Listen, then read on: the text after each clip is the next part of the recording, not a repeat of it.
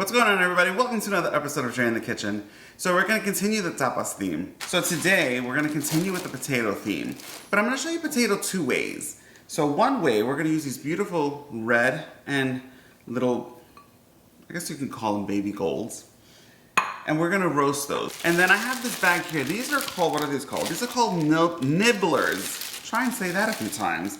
They're honey golds.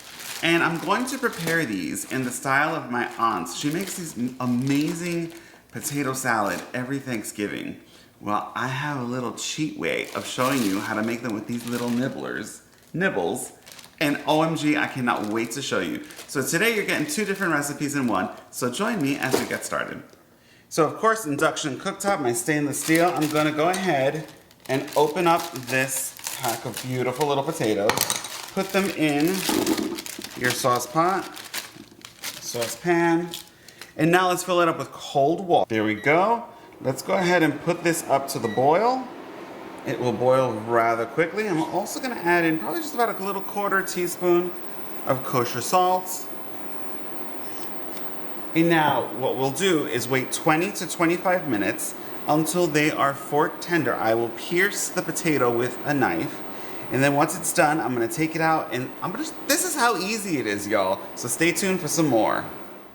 Okay, while the other potatoes are boiling, we're gonna multitask here. So I've rinsed off the potatoes. I have a little bowl here on the side. So all we're gonna do, I'm gonna show you how you put this together. This is amazing. I love this recipe. I've been making it for years. You can change it up whatever way you like. So here I'm just gonna slice all the potatoes. I'm doing them in half. Look at how creamy they are. Of course, these are not cooked. So I'm gonna go ahead and slice all of these. If they're larger, what I tend to do is I'll slice them into threes. Because the whole point of roasting, I'll show you the little trick. You want all the flat surfaces to brown. And that's what makes the massive difference because they come out so creamy and delicious. Isn't that right, Halle Berry? That's my little dog, for those of you who don't know. Whenever Papa's in the kitchen, you might see my little shadow walking around. She always hopes that Papa drops something for her, but not today. So now that your potatoes are cut, let's start layering all the flavors in what we do. So I always start with a little extra virgin olive oil. This is not measuring, this is just you want to coat liberally. I guess you could probably say it's close to a quarter of a cup. Depending on the amount of potatoes, could be a little more, could be a little less. Let's go ahead and add some kosher salt. It may look like a lot, I promise you, it's gonna come out delicious. Potatoes love salt. Let's put in a little black pepper. This is my peppercorn mix that I do myself. I add a lot of pink peppercorns because I love the flavor that it gives. You can bake as much or as little. If you don't like pepper, then just omit it. It's all good. Then a little bit of herbes de Provence. I love the flavors that it provides. Just gives it a little something special. I add a little bit of escalette, which is a little spicy French pepper. Then of course, let's not forget, you need a little bit of smoked Spanish paprika. Not too much, a little bit goes a very long way, but it adds this glorious flavor. That's about enough. I'd say it's probably a little more than a quarter teaspoon. I'm gonna add just a little bit more extra virgin olive oil and then I'm gonna stir. As you can see, you want to make sure everything is incorporated. When you put this in your oven, so I've preheated my oven to 425 degrees because I want them not only to cook and be beautifully creamy inside, but I'm going to show you what I do. What you want. So here I have, as you can see, it's a non-stick. I'm going to put everything in. Olive oil, the herbs, all of the above. Let's get all of that in there, move this to the side. Now using my hands, I want to make sure that the flat surfaces of every potato is face down. Because not only will they cook, but they get crispy. That to me makes a major, now do you have to do this in the oven? No, you can do this in a cast iron skillet. You can put this in a non-stick skillet. For me, I just love putting it in the oven because it's almost like set it and forget it. There we go. So now, all set, make sure you have enough extra virgin olive oil, which this does. So let me put this in my preheated again at 425 degrees. Set your timer for about 20 minutes. check the doneness, and if it's not done, put it back in increments of 5 minutes. And when you'll know when they're done, as soon as mine are nice and crispy, I'll bring it back out so you can see what it looks like. So while the potatoes are almost done boiling, let's start making the mayonnaise-based dressing that we're gonna use. In my family, we grew up on Hellman's. It's what we do. I'm probably gonna use about a 1/4 cup of Hellman's. You can add, you can omit, you can change this up. I'm just showing you how I grew up eating this because that's just what we do in this family. Next, we're gonna use some fresh Dijon mustard. In the original recipe, my aunt uses powdered mustard.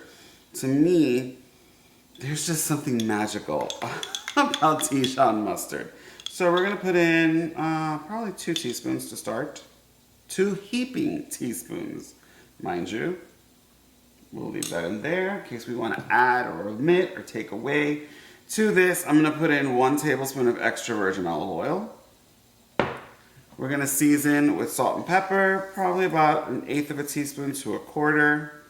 Be careful on your seasoning. Potatoes love the salt, so they're going to be needed. But you can adjust accordingly so that way it's not too salty for you or that it's lacking some. Next, 1/4 teaspoon, maybe a little more, of freshly ground black pepper. And now, the magic of it all, red wine vinegar. To this, I'm going to add a couple splashes, which is equivalent to about 1 tablespoon to 1.5 tablespoons. If you want it a little more tangy, a little more acidic, go ahead and add a little more. Do you need to use red wine vinegar? Absolutely not. Some folks like to use lemon juice or lime juice. It's entirely up to you. There's no right or wrong for this recipe. Just follow your palate. Mix it all together. I'm going to add a little bit more mayonnaise. I can tell just by looking at it what's missing. And it smells so good. And I love those little potatoes because you can put them on a little dish, put some toothpicks around, and just let everybody nibble. We did that when I tested this recipe. I think they lasted about less than 5 minutes. Everybody was very, very happy. So I always keep clean spoons on the side because I want to taste as I go. Wow. I'm like, what do I need? I'm going to add in, I know what I'm going to do. Using my microplane, I have a clove of garlic here. I'm going to add a little garlic to it. And I think I can use a little more acidity. So this is a big clove. Be careful with your fingers. Put that in there. Push this to the side. Remember, mix, mix, mix. And it's done. I'm going to add a tad more of salt. Taste as you go. That is the secret when you're cooking. Because you can follow a recipe to the T, follow it exactly as it is written, but your taste buds, everybody's taste buds are different. So use this as a base. I will write it out for you. But you can add a little bit here, you can add a little bit less here, you can add a little bit more of this, you can add a little bit more of that. If you wanted, you could even add smoked paprika into this. I will not because it'll change the acidity and the flavor profile that I grew up eating. See, I added a little dash more of red wine vinegar, and now it is officially done. And how do I know? Because I'm going to taste it again. This time around, you have the fresh garlic in here. Perfection. Oh, it's so good. So everything is done. Let's put those 2 potato dishes together. So here we are. Look, I got my little trusty colander here, or a sieve, whichever you prefer. My potatoes are completely done. They're super, super hot, and I want them that way. I don't need to retain any of the water. Beautiful. Put these here on the side. So back my bowl that has this gorgeous mixture. Let's just mix it one more time. Fantastic. And this is the best part. So you take your potatoes while they're hot. I've always loved eating potato salad warm.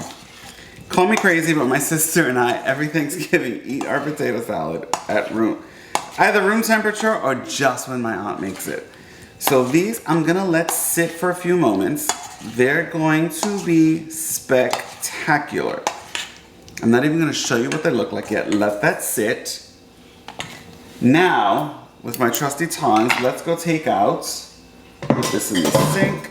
Let me pull out the potatoes. Look at how beautiful they are. Divine. So I have these little cazuelas, just for serving dishes. I'm gonna go ahead, let me show you.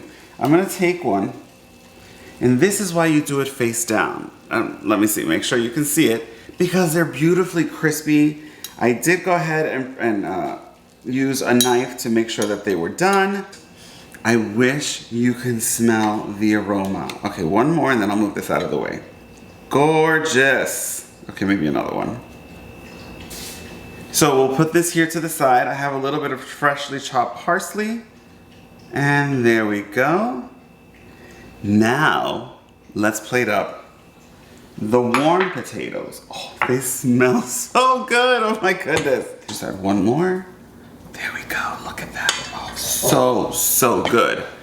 To this again, I'm going to put a little bit of fresh parsley. And there you have it. Potatoes, two ways. I'll post some pictures. You can have them roasted. You can have boiled potatoes, seasoned the way my aunt makes them every Thanksgiving, just my little cheap version of making it. So thanks for watching. Make sure you like, comment, share, and subscribe. Our channel is growing. I'll be doing much more videos this week. Many more videos this week. So thanks for watching, and I'll talk to you guys real soon. Bye.